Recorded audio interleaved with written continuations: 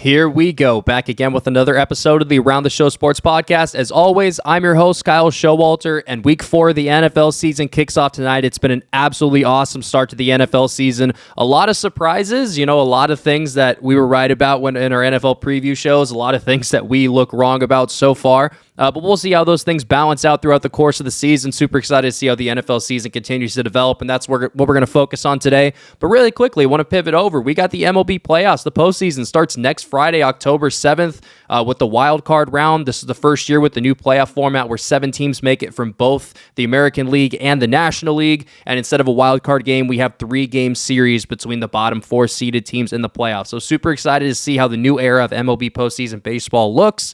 And disappointed my Angels won't be there, but I do want to give a quick shout out to Cleveland Guardians, who I projected to finish last in the AL Central in our AL preview show this year for the MLB season. Ended up finishing in first place. So I got to eat crow there, give them their flowers. They're the youngest team in baseball. They signed Jose Ramirez to a long-term extension, which I did not expect for them to do at the beginning of this year. I expected he would be traded when I was, penciling them in as last place in that division. But I am very happy for that fan base to see them continue to have success in the post-Francisco Lindor era, to see them dole out some money for Jose Ramirez, who is a generational type player. You heard that right. Jose Ramirez is a superstar, future Hall of Famer if he continues on the career trajectory that he has currently going. And just excited for that fan base, really hoping for their sake that organization is willing to spend some money, but I'm not going to hold my breath on that. But just had to give the Cleveland Guardians their first year as the Cleveland Guardians rather than the old name for the baseball team in Cleveland. Good to see them have some success, and hopefully it's something that they can continue to build off of going forward, because that division is definitely for the taking over the next couple of years. The White Sox look like they haven't taken that next step like we all expected them to. The Twins could lose Carlos Correa as soon as this offseason. The Royals just fired their general manager. There's just not much else. The Tigers have been an absolute disaster this year. Everybody looks far away, and Cleveland, the youngest team in baseball, have Jose Ramirez on their roster. Also Shane Bieber and Tristan McKenzie, 2 very talented pitchers. Shane Bieber, obviously a former American League Cy Young winner. Excited to see where they go as an organization and what kind of steps they can take to build a real winner there in Cleveland, because one thing is for sure, Cleveland fans are fervent and they're passionate, and if you build a good baseball team, they will come. It's just time for ownership to shell out what they need to in order to make that happen. We'll see. Not going to hold my breath on it, like I said, but let's go ahead and bounce over to the NFL and talk about something that I think is interesting, because it goes against what conventional wisdom is. And what I mean by that is when you think about roster construction in the NFL, first and foremost, I'm not arguing against this. This is tried true. You can't argue against it. Franchise quarterback, you're good. Not having a franchise quarterback, you're most likely never going to win the Super Bowl without that guy. There are times, Joe Flacco won a Super Bowl with the Ravens. There have been, Jimmy Garoppolo was a quarter away from getting there with the 49ers. They've obviously moved on, kind of showing you how they feel about wanting that franchise quarterback, even though he's back under center for them this year. But most of the time, outside of the franchise quarterback, what's the most desirable way to build your organization? And as an Eagles fan, I can attest to this. Most successful teams build through the trenches. They build a strong offensive line and a strong defensive line so that they can drop back to pass and have a nice clean pocket for the quarterback. They can drive off the ball and run block, get their guys open in space. And then when they're rushing the passer with those 4 defensive linemen, they're able to drop 7 back. They're better in coverage. If you can get pressure with a 4-man rush, you're really set on defense. You can do a ton of things. And we've seen a lot of teams be very successful with this kind of roster building. The Philadelphia Eagles, who won a Super Bowl on the strength of their offensive and defensive line with their backup quarterback back against the Patriots in 2017. And then also on the flip side, the Patriots for years and years built a strong offensive line and had the ability to get to the passer with just 4 rushers, and it obviously boded well for them. They also had a special guy under center for that time up in New England as well. But I digress. The general consensus is that when you're building an organization and you're looking out, what positions do I want to spend my premium draft capital on? What positions do I want to spend the majority of my money in free agency on? It's generally going to be those offensive line positions, and then maybe some skill positions like cornerback, receiver mixed in. Now, what if I told you there's a trend in the NFL when it comes to young quarterbacks that kind of bucks this offensive line is the most important complement trend and actually hints that it's another position on the offense? And that position is a star X wide receiver. And I'm going to go through a list of guys these young quarterbacks who have gotten that star X wide receiver, and we have immediately seen them ascend to a new level. The first of which, and the most obvious one I think from this year, is Tua Tagovailoa with the influx of talent with Tyreek Hill coming in. But another guy on a 3-0 football team, a young quarterback who played football at Alabama and shared a room with Tua Tagovailoa, Jalen Hurts. They bring in A.J. Brown from the Tennessee Titans for a first and third round pick, give him a 4-year, $25 million a year extension, and suddenly Jalen Hurts is the top-rated passer according to PFF through the first 3 weeks of the season. Those things aren't a coincidence. When you get a guy out on the field that can go out and make plays in space, that can get open at any level, that can run any route from any spot on the field, whether it's the left sideline, the right sideline, in the slot, anything. When these guys can go get open from anywhere, get the ball in their hands in space, break a tackle, and go score, it terrifies defenses. And what is an easier thing for a quarterback to do? To pick apart a defense that has their ears pinned back and is comfortable, or a defense that is playing scared and constantly accounting for one guy on the football field? The answer is obvious. There's a couple more guys. Joe Burrow.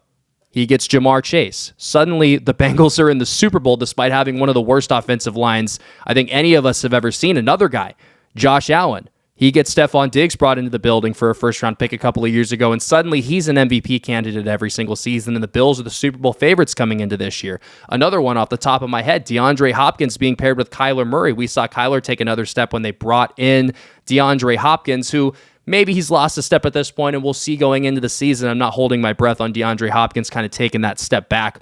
I'm also not entirely optimistic he's still going to be DeAndre Hopkins. We're going to have to wait and see on that one. But the impact on Kyler was obvious, and the impact for all of these guys on their young quarterbacks is obvious. When you get one of these guys, it just does something to the quarterback's psyche. When you know that you have a guy on the field that you can trust every single play to beat the guy lined up across from them, it is magic for a quarterback, essentially. It changes the math when you have a guy like that. And in football, at the end of the day, a lot of it is just a simple numbers game. But if my one guy on the sideline is better than your one guy on the sideline, and I can throw the ball up to him and I know he's going to go win it, like you can expect with a guy like A.J. Brown, like a guy with Jamar Chase, who are great jump ball go-getters. Guys like Tyreek Hill, nobody's stopping him on a go route. You know, a guy like Stephon Diggs, he's one of the silkiest route runners in the league. No matter what you call for him, you expect him to be able to shake somebody and get open. Even in double coverage, he's that smooth. And Kyler, another big physical guy, just bringing him in on this conversation as well.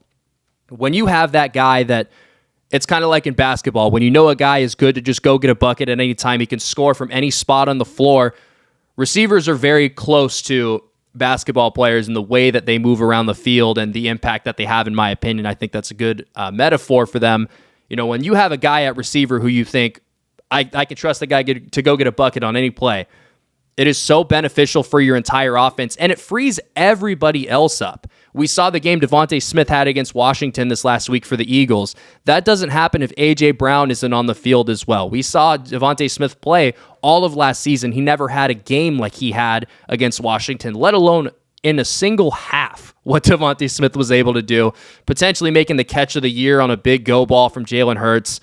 Just a spectacular showing all around from the Eagles this last week. But focusing on the point at hand, I think if I am a GM of an NFL organization and I'm picking inside of the top 5 and I have a young quarterback, you know, say I am the Jacksonville Jaguars and I have Trevor Lawrence on my roster, do I want to go draft that, you know, superstar left tackle that I'm going to trust to play there for 15 years?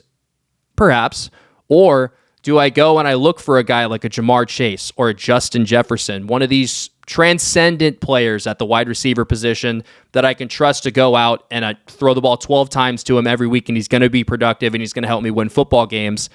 I'm starting to think that it might be actually wiser to go with that wide receiver. And I think the most recent example was the Jamar Chase selection for the Cincinnati Bengals instead of Penei Sewell out of Oregon. And you know, hindsight's 2020, and the Bengals have came back to earth a little bit this year, and I think we're kind of seeing this is more so what the Bengals are at this point in their organization's development than what we saw last year. But immediately they get Jamar Chase in the building, and that team ascends to an entirely different level and is able to make a run to the Super Bowl last year, despite having one of the worst offensive lines on a good team that I think any of us have ever seen. And I don't think that's necessarily something that a lot of people would argue about. The impact of the star X wide receiver was kind of undersold going into this year. You think about when Tyreek Hill was traded, and, it was a big package, and I won't even pretend to try to remember, all of the individual picks that were put in there, but it was multiple firsts. It was a couple day 2 picks, if I remember correctly. And then they also gave him a big money extension. And I know Chiefs fans that were saying, this is a great deal for our organization. They way overpaid. Tyreek isn't worth that. Tua is one of the best quarterbacks in the league this year. When his head's not bouncing off of the floor and he's coming up with a back injury, which that's a whole nother can of worms against the NFL that we won't talk about today, but maybe further down the road we'll have a discussion about player safety in the NFL. But Tua looks like an entirely different player, and maybe it's Waddle and Hill on the same field, but you're still bringing that guy in, and suddenly Tua looks like an entirely different player. You bring in A.J. Brown for the Eagles, and suddenly Jalen Hurts goes from a guy with inconsistent mechanics and a guy who has a hard time getting the ball to guys in stride, to he's hitting everybody on go balls. He's the highest rated passer according to PFF on the year. He leads the league in rushing touchdowns from the quarterback position. It's amazing how much easier playing quarterback gets when you can trust a guy to go out there and get a bucket on any given play 75 times a game. You can look that guy's direction and depend on him, what it does for a quarterback's confidence, what it does for a play caller and their ability to open the playbook up. I think it can't be overstated, and I think we need to kind of reconsider how we view team building because, like I mentioned, there were a lot of people saying a lot of things about trading a lot of draft capital away for these superstar wide receivers. And based on what Stephon Diggs did for Josh Allen and what Jamar Chase did for Joe Burrow and what we're seeing Tua and A.J. Brown do for, what we're seeing Tyreek and A.J. Brown do for Tua and Jalen Hurts, it's not arguable anymore. That X wide receiver is one of the most important positions, not only on offense, but on your football team. And if you don't got one, it's becoming sort of similar to not having a franchise quarterback. If you got a guy, then you're good there. If you don't have a guy, as we see when the Packers lose their guy, suddenly it becomes hard to score 3 times in a single game. And we'll see, maybe things change and the league starts to revert back to more of a running offenses. It's kind of looking like it's starting to trend that way with the success of the running quarterback. They got these teams like the Baltimore Ravens and the Philadelphia Eagles that have these unbelievable rushing attacks with competent throwing quarterbacks as well. What that offense looks like might kind of kick this down the curb a little bit, but Hurts is a guy who has one of them, and the offense is on an entirely different level. So I guess we're going to have to wait and see with this, but I thought, I was driving home from work the other day, and I this kind of popped into my head. Maybe we're looking at this all wrong, and maybe the GMs that have already started to kind of enact this, they're a step ahead. And if you look around, most of these teams, Bengals in the Super Bowl last year, the Cardinals, great start the last 2 years, kind of tailed off later in the year. The Dolphins and Eagles are the only 2 undefeated teams left in the NFL. And then obviously the Bills are the Super Bowl favorites. So, it looks like it's happening on successful teams. It's something to monitor going forward. But I had to bring that up because I think it's something that's super interesting. Now, we got to keep talking about the NFL because the NFL is king. And obviously, going into week 4, we got a little bit of season under our belts. Some things have happened. There's been some development. Some teams that we expected to be studs have really, really struggled. Some guys that we expected to be studs as well, they've really struggled. And then the vice versa. Some teams we've expected to struggle have been great. And some guys that we've expected to, maybe not take that step seem to have. Tua Tagovailoa, for example. So what I'm going to do for the rest of the show is I'm going to play news or noise with the biggest NFL storylines of the season. So first up on news or noise, we have Kyler Murray and the Arizona Cardinals getting off to an abysmal start to the season. Kyler Murray looks like one of the worst starting quarterbacks in the NFL so far, and the Arizona Cardinals look like they have one of the worst defenses in the league. Is this news or is this noise? And for me, as somebody who wasn't necessarily super high on the Cardinals coming into the season, but did believe that they could be, potentially a playoff team, do play in a tough division, but we'll see. I have to say, I think this is more noise than anything. And I think a big reason is because we saw this exact same thing last year when DeAndre Hopkins wasn't on the field. The Arizona Cardinals can't move the ball without DeAndre Hopkins, and that's not necessarily an indictment on anybody else, but what did I just talk about for the last 10 minutes?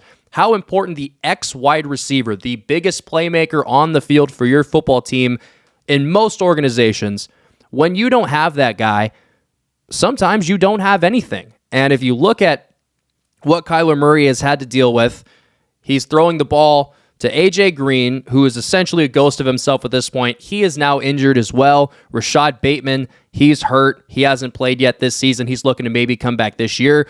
Greg Dortch, who sounds like an insurance salesman, which is awesome to see that he's in the NFL doing what he's doing. He's having a great year so far.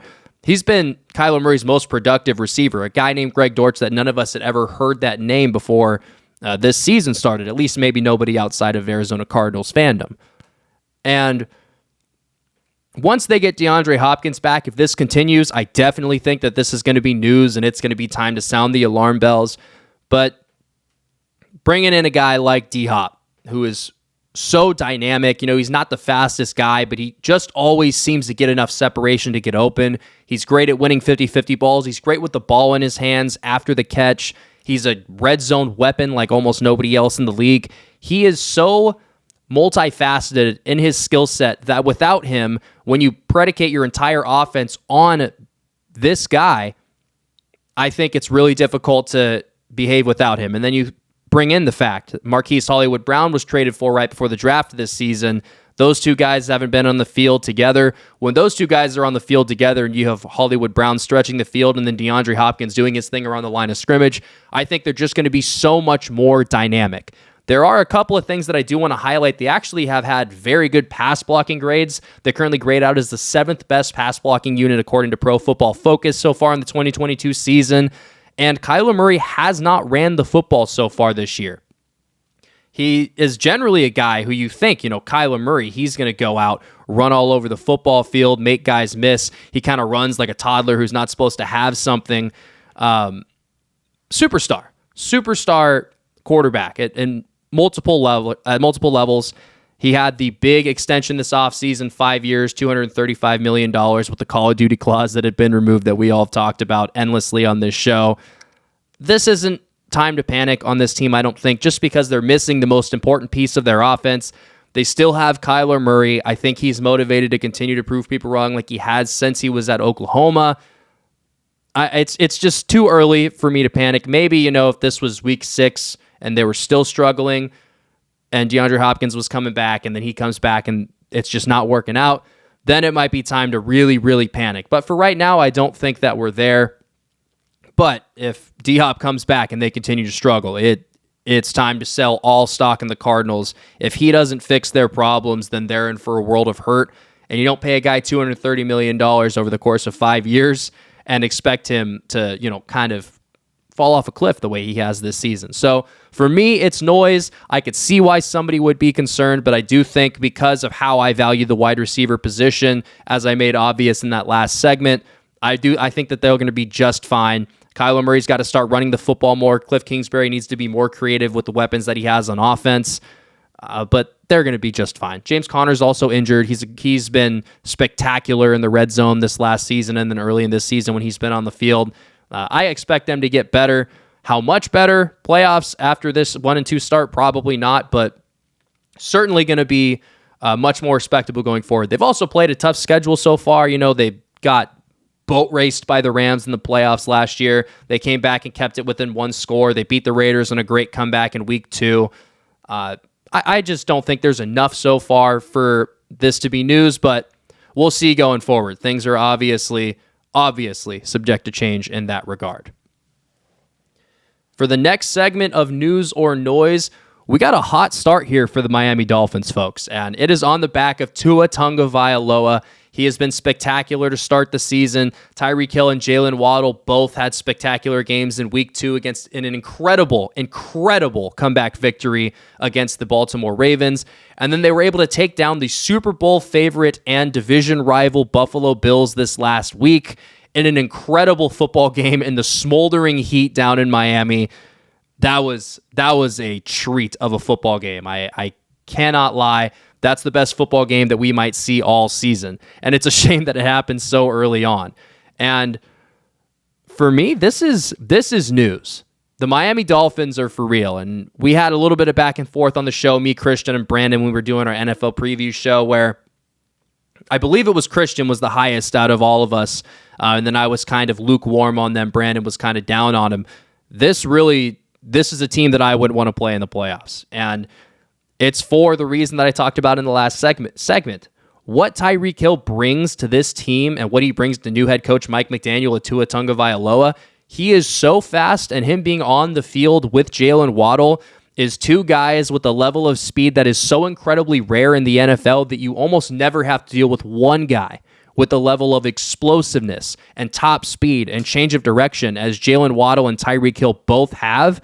When you have both of those guys on the field at the same time, running all different kinds of route concepts on you on the same side of the field and opposite sides of the field, where do you send the help? Because you can't guard Tyreek Hill single coverage. You just cannot. You need a safety over the top of him because every single play he is a home run threat.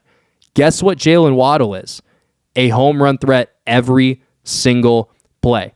So where do you send your safeties? How do you keep the box stacked against the run? Tua Tagovailoa doesn't have a spectacular arm, but he can get the ball out to guys in space. Everyone's always said he throws an incredibly catchable ball.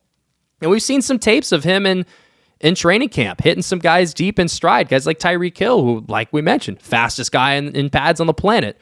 He's hitting him in stride in training camp. Why can't he do it in a game? And we've seen what the Tyreek Hill effect has had on this offense. They have looked spectacular, and Coach Mike McDaniel looks like the real deal. The comments that some of them have made about him in the locker room have been awesome, talking about how he needs a wheelbarrow to wheel his nuts around and all that, just because he's balls to the wall at all times, which being aggressive as a head coach is awesome. It's winning football. I think as the league continues to move towards that, the type of coaches like Mike McDaniel are going to start to continue to come out to the forefront. And it's just an awesome story. You know, Tua was a guy that a lot of people had counted out coming into this season, that he would be in the quarterback for them. Mike McDaniel, the hiring was kind of thought of as a goofy move. He's a nerd, so to speak, a kind of a guy like me in baseball where he's super into the analytics. He's never played above the college level. I'm not even sure if he played at the college level. I could be mistaken on that. You know, Tyreek Hill, the trade was kind of scoffed at, said they gave up too much. And look at them. They just took down the Super Bowl favorites, the team who was plus 600 to take home the Lombardi at the end of the season, the Buffalo Bills, who have the NFL MVP frontrunner in Josh Allen. They got Stephon Diggs. They have an incredible defense, and the Dolphins took it to them, no problem. This is news. It was an incredible football game, and if I'm an AFC team, I don't want to see the Dolphins unless I have two guys who can run on the same field as Jalen Waddle and Tyreek Hill step for step, and I got news. There is nobody on the planet that can do that with either of those guys except for each other, and they're on the same field. This is news. The Dolphins are for real. They're a legitimate Super Bowl threat, and they announced themselves this past Sunday against the Bills for sure. Next up on News or Noise, we have a team that I've had a lot of conversations about with a lot of different people on this show as well about what their 2022 season was going to look like. They're a team in an incredibly strong division, the AFC West, and they're a bottom half team in that division, I'd say, roster-wise. We're talking about the Las Vegas Raiders here. They have struggled mightily to open the season. They're 0-3. They have losses against the Tennessee Titans, the Arizona Cardinals, and the Los Angeles Chargers. Really, the only one of those that they might have deserved a win was against the Cardinals, but they ended up coughing up a huge lead late. This is noise.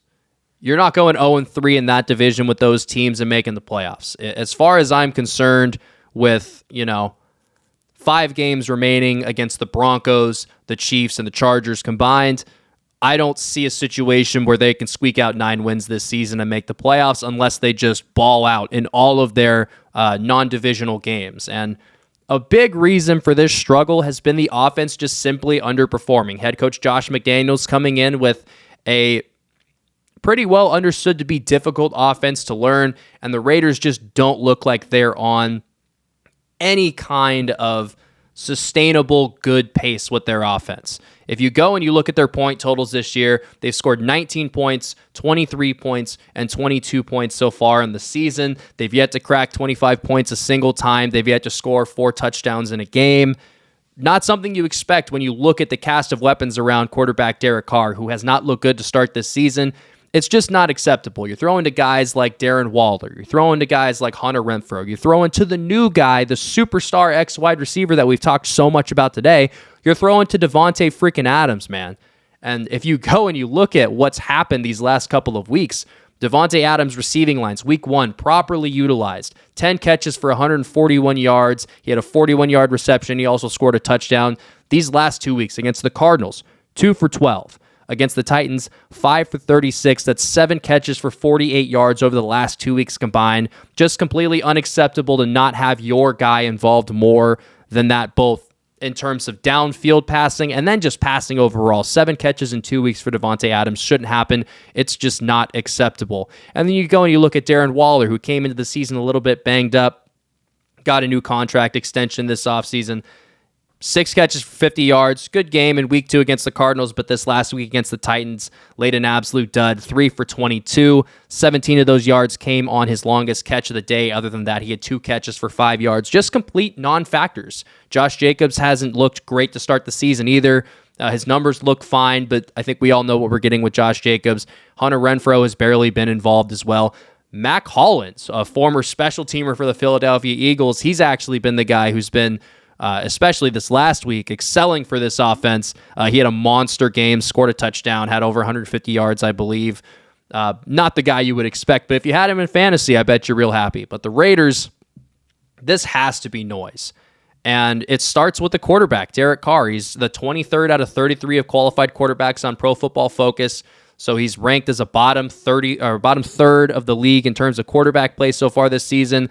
They haven't been able to run. Their offensive line has been putrid, and the defense has been a real issue this year, which we all expected, but we all expected the offense to just be so good that it wouldn't matter. And, you know, the Raiders could be the best team in the NFL over the rest of the season, and would I be shocked? A little bit, but would I be completely blown away like I would, or like I am with the Jaguars start to the season? Another thing, that's news as well. We're not going to talk about that anymore, but maybe further down the road.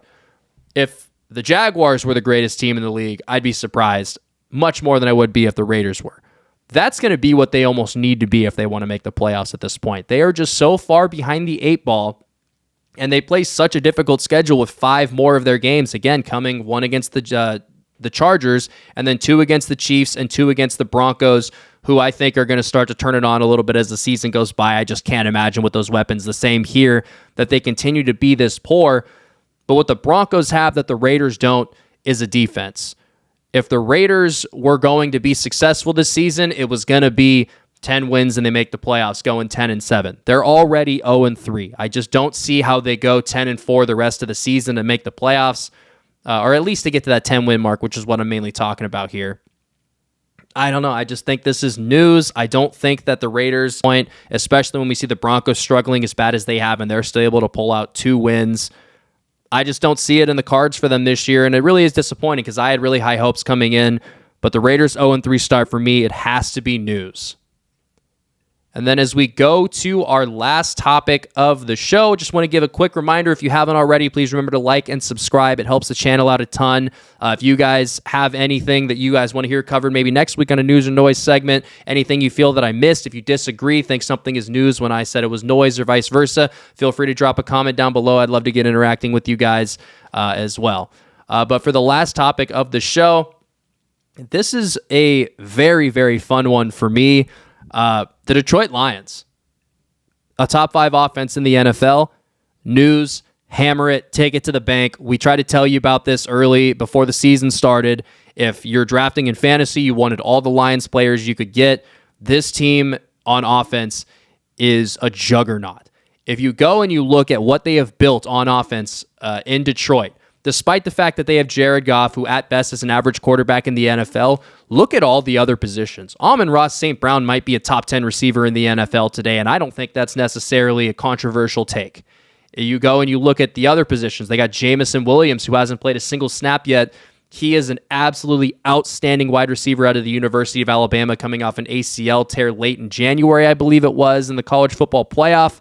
When he comes back, this offense is going to take another step. Marvin Jones has looked good for them. You go and you look at the running back position. Jamal Williams is scoring rushing touchdowns left and right. DeAndre Swift is banged up, but he is as special of a player with the ball in his hands as anybody in the league. And the offensive line, and this is where the Lions offense really takes that next step. That offensive line is so good and so dominant in both aspects, keeping Jared Goff upright and clean in the pocket, and then pushing guys down the field so that DeAndre Swift and Jamal Williams can get out in space, go make guys miss, go make plays. This offense, sustainability-wise, this is a machine that's built to last. You have a quarterback who's capable of getting the ball to guys out open in space. We've seen this before. Situations like the San Francisco 49ers, situations like the Dolphins last year come into mind where, they're not necessarily spectacular at quarterback, but the offense can be so much greater than the sum of its parts because of how everything kind of blends together. And the Lions have been inept for so long on the offensive end and on the defensive end as well. It's really, really fun to see them kind of turn it around and to see, head coach Dan Campbell, after all the love that we showered him with, to see him have the Lions looking like a really, really good football team to start this season is super, super exciting. And we're going to go ahead and take a look through their schedule so far this season as we do this live. Week 1, they obviously had that big loss to the Philadelphia Eagles. That was a spectacular football game. They put up 35 points. The following week against the Washington Commanders, put up 36 points. And then this last week against the Vikings, they put up 24, ended up losing that game. But the Lions are 2-1, man, and they might have one of the best offenses in the NFL despite not having a franchise quarterback. I think it's a really, really cool story. For me, it's news.